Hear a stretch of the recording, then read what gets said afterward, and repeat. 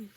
Hello, my name is Maya Vasquez, and I am going to do my interview with a teacher. I'm going to drive over there and meet up with a friend who is a teacher, her colleague. So I've never met this colleague before. This was the only way that I could quickly get a teacher to interview other than people that I know personally. So I'm going to meet up with them at an after school setting, and we are going to go with the name Miss Martinez, just for privacy reasons, and we are going to be discussing about a student, whatever student she thinks about. But I'm going to inform her that for my project, we are going to refer to the student as Alex. So thank you. Here is the rest of the video. Good afternoon, Miss Martinez. It's so nice to see you again. Thank you for taking the time to meet me today. So how are things going overall in the classroom this week? Hi. Yeah, thanks for meeting up. Things are a little hectic, but that's what happens during this time of year. I'm glad we could find time to talk. Absolutely. I know how busy things can get, and I really appreciate your flexibility. But I really wanted to follow up because I heard that you've been having some challenges with one of your students, Alex, from what I understand. He's been having some academic difficulties and possibly some behavior concerns as well. Yes, that's right. He's been falling behind, and it's been hard to keep him engaged, especially during independent work time. Okay, thanks for confirming that. So the goal today is to just talk through some of what you're seeing with Alex, what's working, what's not, and where we might start with collecting data or trying strategies to better support both him and your classroom. Does that sound good to you? Yes, that sounds great. I really appreciate the support. Okay, great. So why don't we start by getting a clearer picture of the kinds of concerns you're seeing? So first off, what kinds of concerns do you have with Alex at this point? So he's having trouble staying on task and completing his work, especially in math and reading. Sometimes he just shuts down and puts his head down, or he'll start talking to other students when he should be working independently. Okay, can you give me a specific example of something that he did recently that, stood out to you? Of course, so just the other day, I gave an assignment on double digit subtraction. Alex stared at the worksheet for about 10 minutes, then started tapping his pencil loudly and trying to talk to students around him. When I prompted him to start, he said, "I don't get it," and didn't try.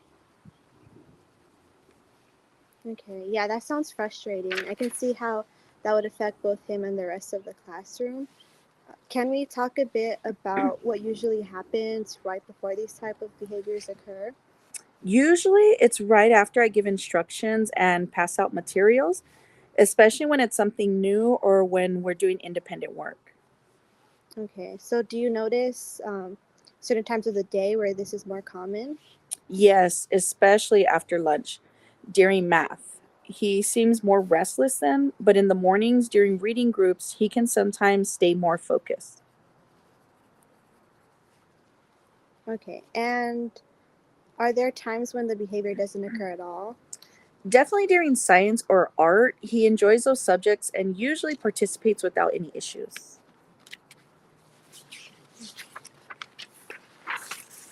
Okay, so tell me a little bit about, your classroom expectations. So what are your rules and how do you reinforce them?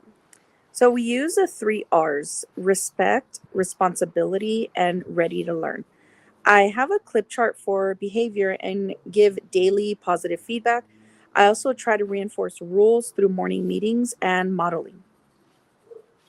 Okay, so if a student like Alex is being destructive, how do you usually respond to them? I'll start with a nonverbal cue like eye contact or moving closer. If it continues, I give a verbal redirection.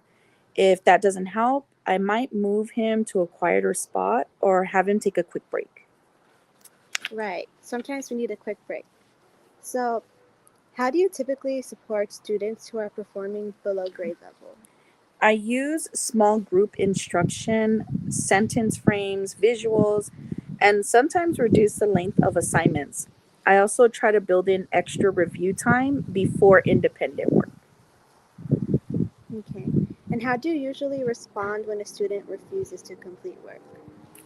I'll usually offer help getting started or give them a choice, like start with these two problems and then we'll check in. I try to stay calm and just encourage them without pressure.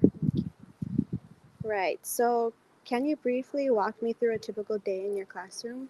Sure, we start with the morning meeting, then reading. After recess, we move to writing. In the afternoon, we rotate between science, social studies, and math. I use a mix of whole group, small group, and independent work. Okay. So, you guys keep really busy, I see. Mhm. So, what's your preferred method of communication with families? I use Class Dojo a lot. It's great for quick updates. For bigger concerns, I'll email or call. I also share student work and updates during the conferences. So, have you spoken with Alex's parents or guardians recently? Yes, I spoke to his mom about a month ago. She's concerned, but also seemed a bit unsure of how to help at home. She said homework is a struggle. Right. So, how do you usually involve parents in their child's learning? So I invite them to special events and encourage them to check in if they have any questions. I also try to send positive messages, not just concerns. Yeah, that sounds great. So, let's talk more about Alex's math.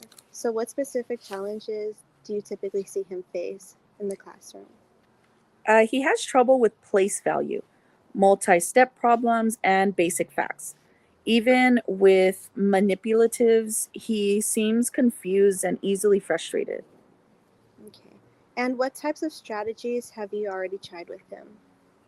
I've used math games, peer buddies, visuals, and shortened assignments. Sometimes it helps, but other times he just shuts down. All right. So, that sounds great. So, moving forward, what goals do you have for Alex? I'd love for him to independently complete at least 60 to 70% of a math task and show more confidence asking for help.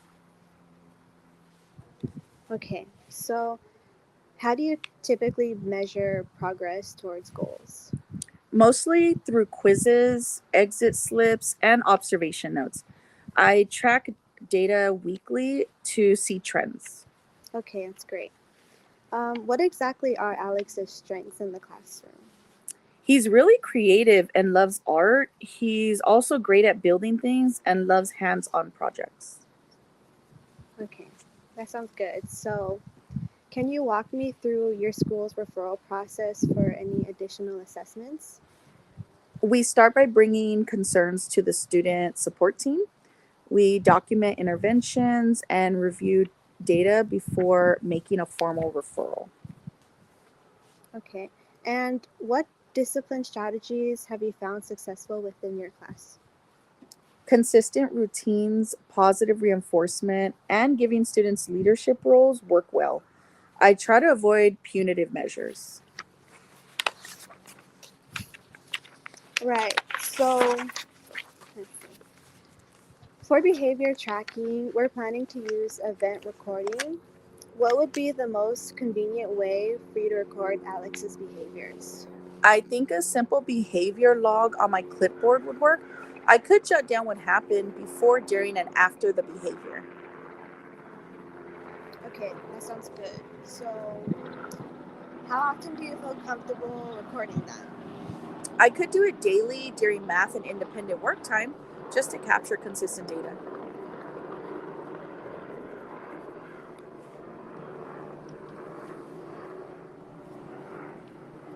Okay,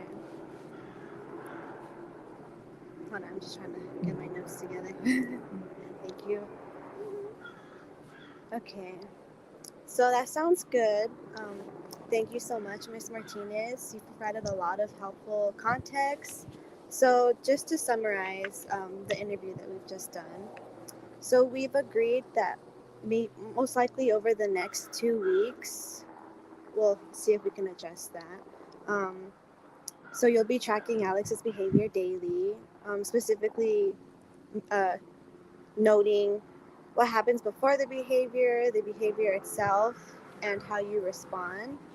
So, this data will really help us develop a targeted plan going forward. Do you think that sounds good? Yes, that sounds great. I'm hopeful that this will give us a clearer picture to help Alex move in the right direction. Okay, yeah. So, I agree with you, and I look forward to speaking again soon. Thank you so much for meeting up with me. No problem.